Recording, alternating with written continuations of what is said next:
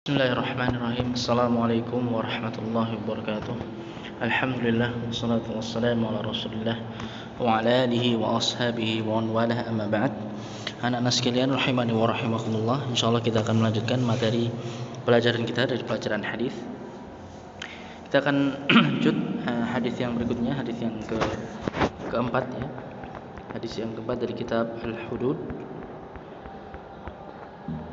Tayyib. Di sini disebutkan hadisnya oleh Imam Abdul Ghani Al-Maqdisi rahimahullah taala, an Abi Hurairah radhiyallahu anhu annahu qala, dari Abu Hurairah radhiyallahu anhu bahwasanya beliau berkata, ata rajulun minal muslimina Rasulullah sallallahu alaihi wasallam wa huwa fil masjid.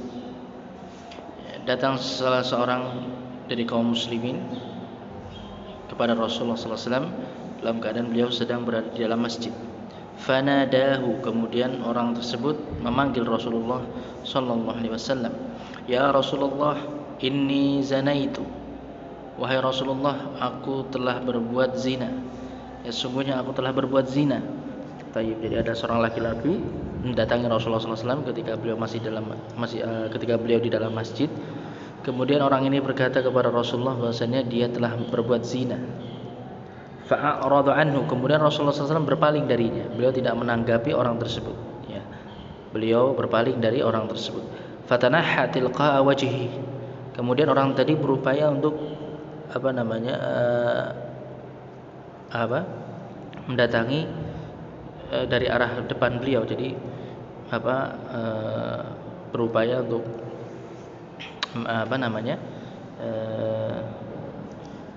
berhadapan dengan Rasulullah SAW, ya. Jadi ada di hadapan Rasulullah SAW. Ketika Rasulullah berpaling, dia memalingkan wajah beliau, kemudian orang ini mengejar beliau, artinya berupaya untuk berada di hadapan Rasulullah SAW. Faqala, kemudian orang ini berkata kembali, ya Rasulullah, inni zanaitu, wahai Rasulullah, aku telah berzina. Fa'arada anhu, maka Rasulullah pun masih berpaling darinya, ya, kembali berpaling dari orang tersebut. Hatta sanna dzalika alaihi arba'a marratin, sampai dia mengulanginya 4 kali. Ya, setiap kali Rasulullah berpaling, dia kejar. Ya, dia kembali mendatangi Rasulullah SAW dari arah depannya, ya, di depan wajah beliau. Kemudian dia mengatakan hal yang sama kepada Rasulullah sampai 4 kali. Falamma syahida ala nafsihi arba'a syahadatin, maka tatkala orang tadi sudah bersyahadat, bersaksi atas dirinya sebanyak 4 kali persaksian, da'ahu Rasulullah sallallahu alaihi wasallam, maka Rasulullah SAW pun memanggil orang tadi. Faqala, kemudian beliau berkata kepada orang tersebut, abika junun, ya, abika junun, apakah engkau hilang akalmu, apakah rusak akalmu, atau kasarannya apakah engkau gila? Ya, sampai 4 kali dia mengatakan dia telah berzina di hadapan Rasulullah SAW. Ya, maka di sini sebenarnya Rasulullah SAW berpaling, ya, di awal-awalnya. Di awal kali beliau berpaling, kemudian di kedua kalinya, ketiga kalinya, sampai keempat kalinya. Ya, sebenarnya di awal yang pertama, kedua, dan ketiga beliau berpaling itu beliau berharap agar orang tadi dia menyembunyikan aibnya. Jadi dia tidak perlu kemudian menyampaikan kepada Rasulullah, kemudian dia menyembunyikan aibnya tersebut, dia bertaubat kepada Allah Subhanahu wa taala, sehingga dia tidak perlu dirajam, dia tidak perlu ditegakkan hukum had berupa hukum rajam kepadanya. Itu sebenarnya yang diinginkan oleh Rasulullah SAW. Ini sebagai bentuk kasih sayang beliau kepada umatnya, kepada kaum muslimin. Tapi orang tadi sampai 4 kali yang mengatakan hal tersebut kepada Rasulullah, sampai dia bersaksi atas dirinya sebanyak 4 kali. Ya, maka Rasulullah bertanya, apakah engkau gila? Ya. Qala, kemudian orang tersebut menjawab, la, tidak. Dia menjawab, tidak wahai Rasulullah. Qala, kemudian Rasulullah kembali bertanya, fahal uhsinta, apakah engkau sudah muhsan?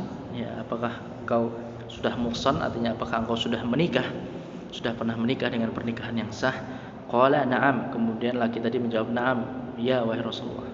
Faqala Rasulullah sallallahu alaihi wasallam, maka Rasulullah SAW pun mengatakan, idhabu bihi farjumuhu, Ya, ini menyuruh kepada para sahabat yang ada ketika itu, ya, diperintahkan idhabu bihi, ya,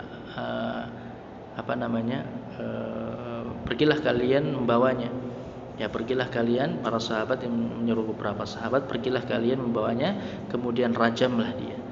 Ya, rajamlah dia. Taib. Jadi kemudian Rasulullah SAW menetapkan hukuman rajam bagi lelaki tersebut. Taib.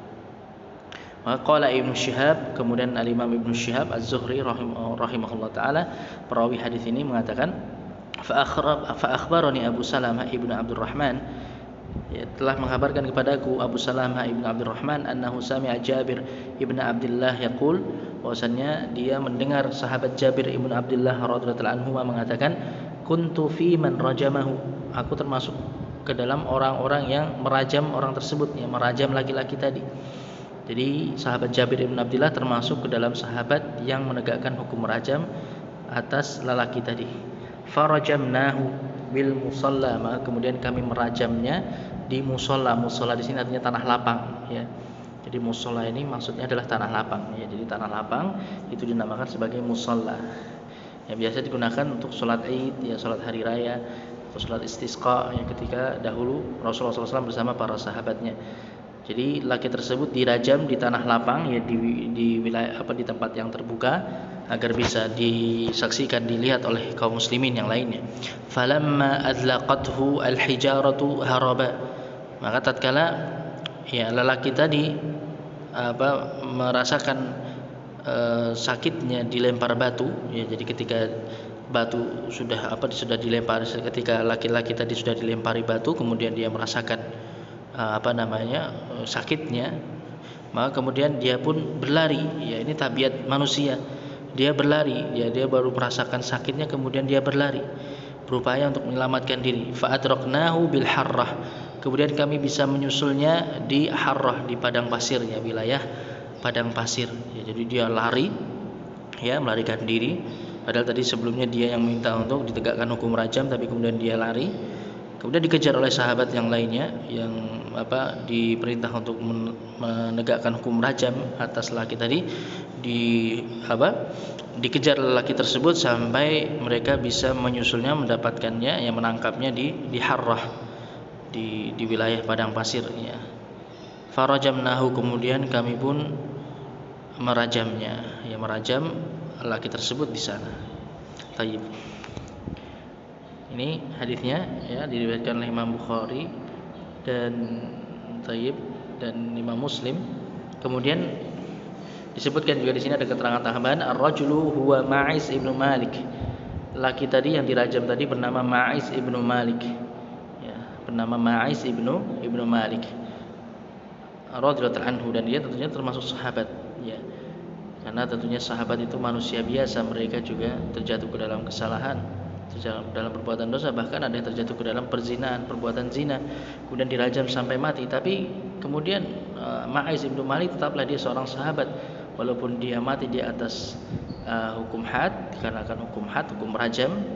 Tapi tentunya ini merupakan bentuk taubatnya kepada Allah Subhanahu wa taala, ya. Dan ketika seorang hamba dia dengan ikhlas rela untuk ditegakkan hukum had atas dirinya di dunia, kemudian dia dalam keadaan dia sudah bertaubat, maka insyaallah ini akan menjadi penggugur dari hukuman di akhirat. Jadi akan menjadi penggugur dosanya dan dia tidak perlu lagi dihukum di akhirat. Tayyib. Wa rawa qissatahu Jabir ibn Samurah wa Abdullah ibn Abbas wa Abu Sa'id al-Khudri wa Buraidah ibn Husayb al-Aslami. Beberapa sahabat, ya, juga menceritakan kisahnya ini. Jadi di antaranya Jabir ibn Samurah, Abdullah ibn Abbas, Abu Sa'id al-Khudri, dan juga Buraidah ibn Husayb al-Aslami radhiyallahu ta'ala anhum ajma'in. Baik. Ini hadis yang keempat terkait dengan Kitabul Hudud. Maka dari hadis ini kita bisa mendapatkan beberapa fawaid, beberapa faidah. Taib. Yang bisa kita sebutkan di sini. Yang pertama, raf'un nas hawaijahum wa syakawahum lil imam. Ya, disyariatkan manusia untuk menyampaikan kebutuhan mereka atau keluhan-keluhan mereka kepada pemimpin kaum muslimin, ya, kepada pemimpin kaum muslimin. Taib. Sebagaimana dilakukan oleh Ma'iz ibnu Malik tadi ketika dia mengakui akan perbuatannya kepada Rasulullah sallallahu alaihi wasallam agar ditegakkan hukum had atas dirinya, karena dia lebih memilih untuk dihukum di dunia dibandingkan dihukum di akhirat. Ya, ini menunjukkan rasa takutnya kepada Allah Subhanahu wa taala. Taib. Kemudian faedah berikutnya jawazu iqrariz zani bi jarimatiz zina. Bolehnya seorang pelaku zina, ya seorang yang telah melakukan zina, seorang pelaku zina boleh baginya untuk mengikrarkan, jadi mengakui akan perbuatan zinanya. Ya, mengakui perbuatan zinanya di hadapan manusia, khususnya di hadapan pemimpin, ya di hadapan hakim, ya di hadapan pihak-pihak yang berwenang yang bisa menegakkan hukum had atas dirinya. Ya, ini diperbolehkan. Ya, ini diperbolehkan. Taib. Ini kalau memang dia memandang itu yang lebih bermaslahat bagi dirinya. Ketika dia khawatir dia tidak bisa benar-benar lepas dari perkara tersebut, dia khawatir terjatuh kembali ke dalam perkara tersebut, dia tidak bisa benar-benar bertaubat, maka boleh baginya kemudian untuk menyampaikan perbuatannya tadi kepada pihak yang berwenang, kepada pemimpin kaum muslimin, ya kepada pengadilan, hakim, untuk kemudian ditegakkan hukum had atas dirinya. Ya, sebagaimana dilakukan oleh Ma'is ibnu Malik tadi. Tapi di sini faedah berikutnya, yara aktsaru ahli ilm anal afdhala fi haqqihi an yatuba sirran wa an yaltaji'a ila Allah wa an yukthira minal hasanat. Akan tetapi mayoritas kaum muslimin berpendapat bahwasannya yang lebih afdal, yang lebih utama terkait dengan orang yang terjatuh ke dalam perbuatan zina, maka yang lebih utama adalah dia bertaubat kepada Allah dengan sembunyi-sembunyi. Artinya tanpa diketahui manusia, tanpa dia menyebutkan perbuatannya tadi kepada manusia.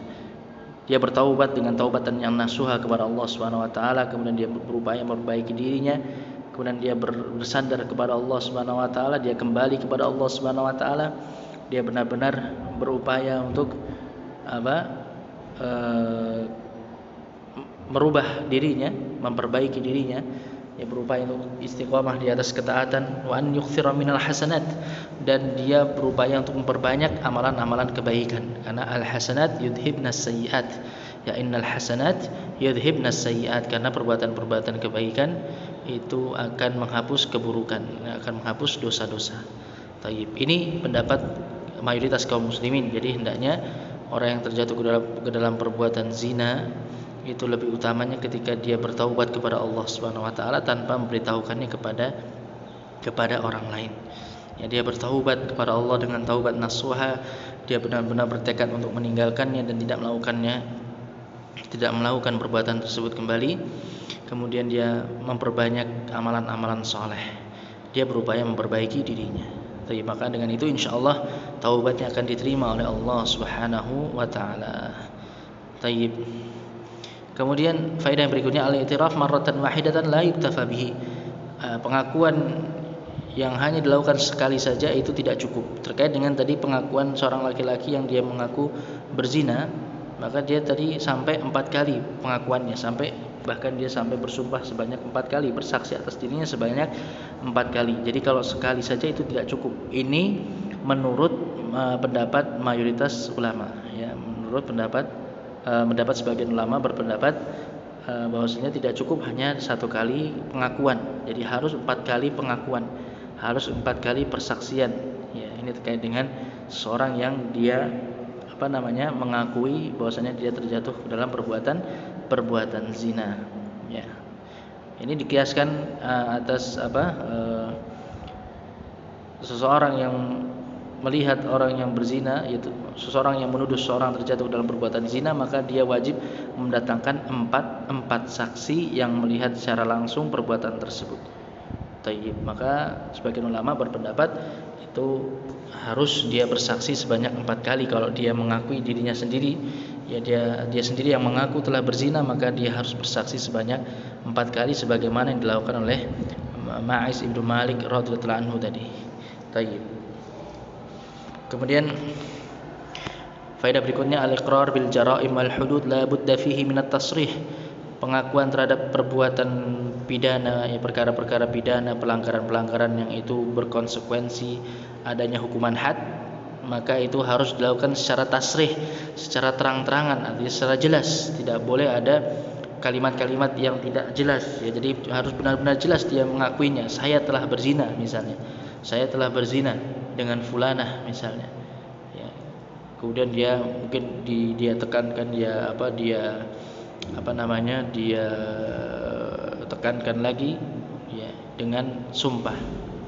Dia pertegas lagi dengan sumpah misalnya. Baik. Jadi harus benar-benar jelas pengakuannya. Kemudian faedah berikutnya, man aqarra ala nafsi arba'a marrat amama al-imam aw naibihi min al-qudat fa innahu yu'mal bi iqrarihi dzalik.